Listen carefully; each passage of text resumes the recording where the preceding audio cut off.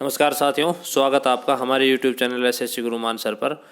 दोस्तों, कुछ चीज़ें पिछले वीडियो में रह गई थी और ये वीडियो है, इसका मेन मकसद है कि पेपर को अटेम्प्ट कैसे करना है, नेगेटिव मार्किंग से किस तरीके से बचना है, और सबसे बड़ी चीज़ जिस पर सबसे ज़्यादा डाउट होता है कि तुक्के लगाएं या नहीं लगाएं, लगाएं तो किस तरीके से लगाएं और नहीं लगाएं तो क्यों ना लगाएं। इन सब चीज़ों की डिटेल पूरी एक्सप्लेनेशन के साथ हम आपके सामने लेकर आए हैं। तो सबसे पहले हम आपको जो पिछले वीडियो में नहीं बता पाए थे वो हम आपको बता देते हैं कि इसमें एग्ज़ाम में अलाउड क्या क्या नहीं है। जो भी आपकी मेटल की चीज़ें, जैसे लेडीज़ या गर्ल्स हैं, उनके लिए जो कानों की जो बाली या कोई भी ईयर रिंग है वो अलाउड नहीं है। कोई हाथ की रिंग किसी तरह की अलाउड नहीं है, और कोई भी जैसे हाथ में कोई कड़ा चूड़ी कुछ भी है वो अलाउड नहीं है। कोई भी मेटल की चीज़ अलाउड नहीं है। और सबसे बड़ी बात कि जो पेन है, पेन या पेपर कुछ भी अलाउड नहीं है। पेन पेपर कुछ भी अलाउड नहीं है। आप पेन या पेपर में से कुछ भी नहीं ले जा सकते। वहाँ पर जाओगे, वहाँ पर जाने के बाद आपको वहीं पर आपको अंदर पेन भी मिलेगा, साथ में आपको एक ब्लैंक पेपर मिलेगा। उस पर आप आपके रीजनिंग और मैथमेटिक्स के क्वेश्चन सोल्व कर सकते हो, या मतलब उसको रफ यूज में आप किसी भी तरीके से लिख सकते हो। साथ में जो रफ पेपर मिलेगा उस पर आपको कुछ लिखना भी पड़ेगा। जो आपके रोल नंबर हैं, जो नाम है, सीट नंबर है, वो सब आपको उस पर लिखना पड़ेगा।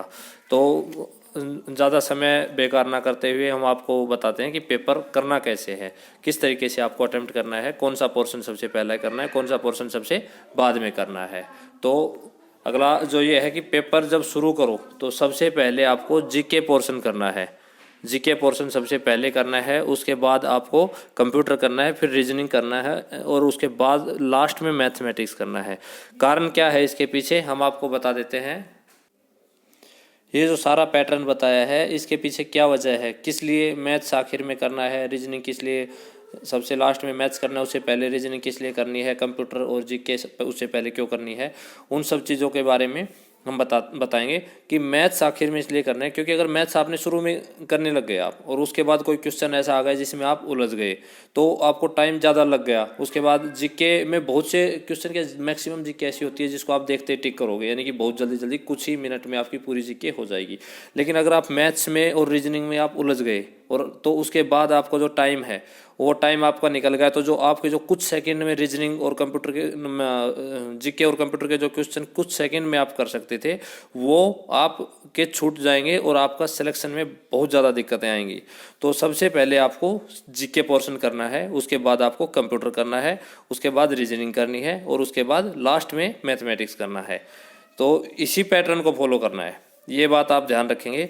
दूसरी बात, आप एग्ज़ाम देते समय ये भी ध्यान रखेंगे कि negative marking 0.25 marks for each wrong question, यानी कि जब आप 4 क्वेश्चन आपके गलत होंगे तो उसका एक नंबर काट लिया जाएगा। ऐसा नहीं है कि आपको जब पूरे 4 गलत होंगे तभी एक नंबर कटेगा, ऐसा नहीं है।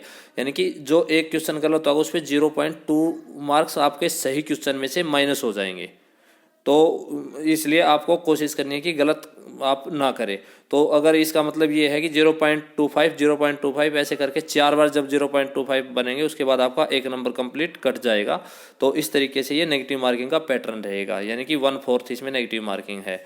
और इसके बाद अगर आपको कोई क्वेश्चन समझ में नहीं भी आ रहा है, सबसे बड़ी बात, कोई क्वेश्चन समझ में नहीं आ रहा है तो उस पर आप देर तक ना रुकें। उस पर आपको बहुत ज़्यादा समय नहीं बिताना है। आपको क्वेश्चन आ रहा है, नहीं आ रहा है तो तुरंत आपको उसको सोल्व कीजिए, उसके बाद आगे बढ़िए।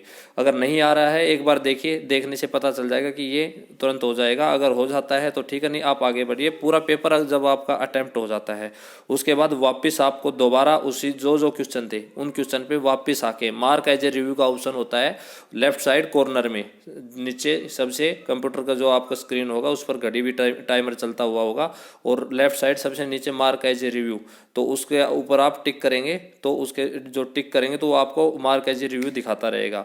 तो उसके बाद उस मार्क एज ए रिव्यू पे अलग जो पर्पल कलर है उस कलर का साइन आएगा, उस पर आप जाके और आपको उसको दोबारा रीअटेम्प्ट कर सकते हैं।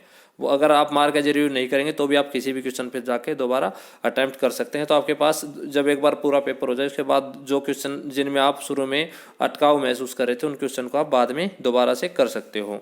अब सबसे बड़ी बात जिस पर बार बार ये आप कन्फ्यूज़न रहता है कि भाई तुक्के लगाने हैं नहीं लगाने, किस तरीके के तुक्के लगाने हैं, तो आपको तुक्के की बात यह है कि जैसे नेगेटिव मार्किंग है सबसे बड़ी बात, तो नेगेटिव मार्किंग है तो नेगेटिव मार्किंग में अगर आप ये सोचो कि रैंडमली 4 ऑप्शन में आपको कुछ भी नहीं आता उस पर आप टिक कर देंगे, तो ये आपका बहुत ज़्यादा गलत डिसीजन होगा। तो ऐसे किसी भी क्वेश्चन में तुक्के नहीं लगाने। आपको तुक्के लगाने किस तरीके से हैं, तो अगर आपके पास ऑप्शन है 2 ऑप्शन, आपको पता है 2 ऑप्शन आपने एलिमिनेट कर दिया, यानी कि आपको ये पता है कि इन दोनों ऑप्शनों में से कोई भी ऑप्शन आंसर इन दोनों में से नहीं है।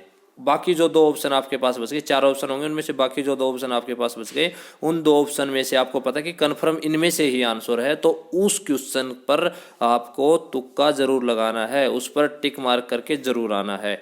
तो ये बात आप ध्यान रखिए। आपको इसी तरीके से आपको पूरा पेपर सोल्व करना है। अगर आपके, और सबसे बड़ी बात, अगर आपके 80 या 85 प्लस आप अगर सही कर रहे हो, आपको पता है कि मेरे 85 सही हैं, तो या 80 प्लस सही है या 85 प्लस सही है, तो आप कोशिश कीजिए कि किसी भी तरह के कोई भी गलत क्वेश्चन सोल्व ना करें, कोई भी तुक्का ना लगाएं। और ख़ास बात, ब्लाइंड तुक्का तो बिल्कुल भी ना लगाएं कि आपको उस क्वेश्चन के बारे में कुछ भी नहीं पता, आप कर दे कि चलो इसको टिक कर देते, ऐसा आपको बिल्कुल नहीं करना है।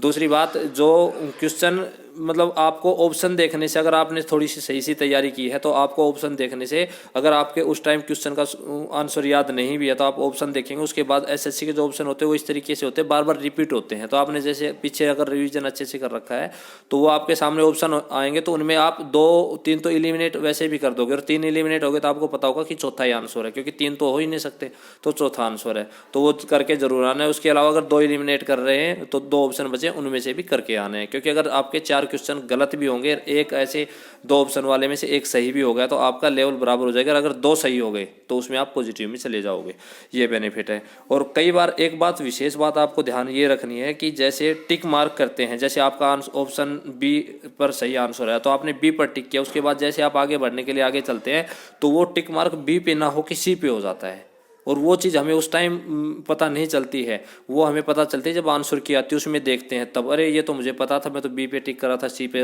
गलती से हो गया। तो इस तरीके की गलतियां नहीं करनी है। छोटी छोटी गलतियां बहुत ज़्यादा पीछे ले जाएंगी, नेगेटिव मार्किंग भी हो जाएगी, आपका नेगेटिव पॉइंट भी कटेंगे, साथ में आपका जो सही आप कर सकते थे, जो बढ़ने वाले थे, वो भी आपका माइनस चला जाएगा। यानी कि एक क्वेश्चन गलत यानी 1.25 मार्क्स आपके डिडक्ट हो जाएंगे, क्योंकि एक तो वो गलत हो गया, 0.25 वैसे कम हो जाएंगे। तो इन बातों का विशेष आपको ध्यान रखना है, और इन सब चीज़ों को, और पीछे 2-3 वीडियो और भी बनाए हैं, वो वीडियो भी आप ज़रूर देख लीजिए। उन वीडियोज़ में भी आपके लिए बेहतरीन चीज़ें बताई गई हैं। उन सब चीज़ों को ध्यान में रख कर ही आपको एग्ज़ाम देना है, और इस तरीके से आप अगर एग्ज़ाम करोगे तो आपका एग्ज़ाम बहुत अच्छा जाएगा। अगर आपने तैयारी पूरे मन से दिल से की है तो एग्ज़ाम बहुत अच्छा जाएगा। और अगर आप चैनल पर पहली बार आए तो चैनल को सब्सक्राइब जरूर कर लीजिए। वीडियो अगर पसंद आए तो वीडियो को लाइक कीजिए, अपने दोस्तों में शेयर जरूर कीजिए, ताकि उनको भी इस चीज़ का बेनिफिट मिल सके। तो अभी के लिए इतना ही, आगे आने वाले वीडियोज़ में और भी बहुत ज़्यादा जानकारी आपको इसी तरह की बेहतरीन जानकारियाँ मिलती रहेंगी। अभी के लिए इतना ही, और आगे के लिए आपको best of luck, good wishes from my side. Okay, bye bye, take care.